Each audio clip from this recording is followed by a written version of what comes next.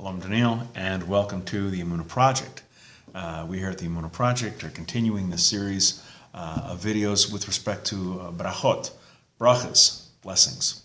There are a lot of blessings, and you may be wondering, listen, if I'm going to be making blessings before these commandments and grace, saying blessings over food and over drink, which kind of food, which kind of drink, mitzvahs, things if I see rainbows and lightning and thunder and I see meteors, I mean, where do I find all this stuff? Well, fortunately, if you have a complete Siddur, a Siddur, a Jewish prayer book, you will sometimes find, hopefully if you've got a good Siddur, you will find an entire section on blessings. You'll see here, blessings. And as you can see, these are categories of blessings. And there's blessings, the Birchat Mazon, the grace after meals. There's compensatory blessings if you've done something wrong. Grace in a house of mourning.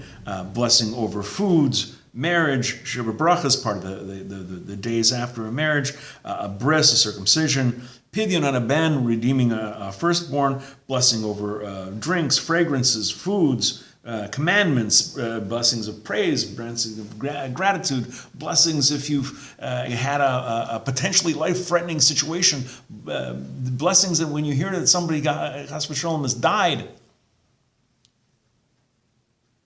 you can find them there. There are entire books of nothing but brachas, textbooks, and some of them are really well set out. Every possible blessing for every possible kind of food, every possible kind of thing. What's the blessing for an onion? Actually, the blessing for onion, it's not what you think. I often joke with people that the answer to virtually every legal question is it depends, and I'm not going to get into too many details. I'm deliberately trying to avoid getting into the subject of why certain blessings for certain foods seem counterintuitive, because just briefly, and I really don't want to get into this, people say, well, there's blessing for fruit and there's blessing for vegetables. It's not really that easy.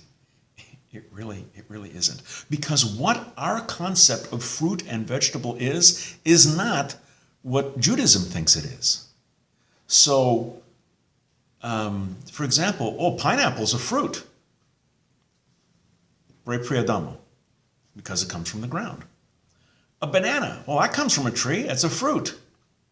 Brei Pri Adama. What we call a tree that the banana comes from, it's not halachically a tree. Something's on the ground. A strawberry, it's a fruit. Nope. It's Brei Pri Adama. It's come from the ground.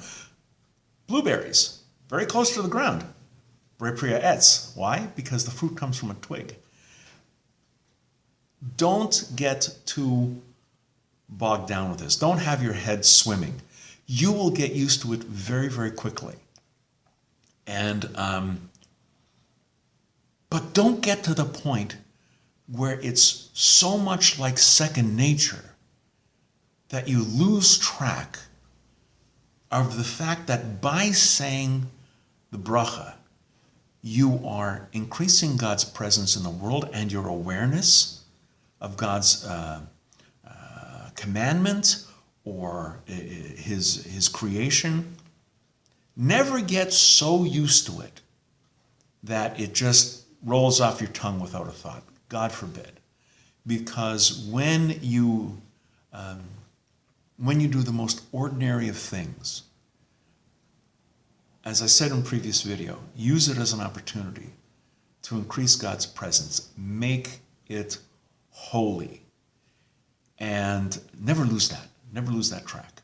You never want to stray away from that.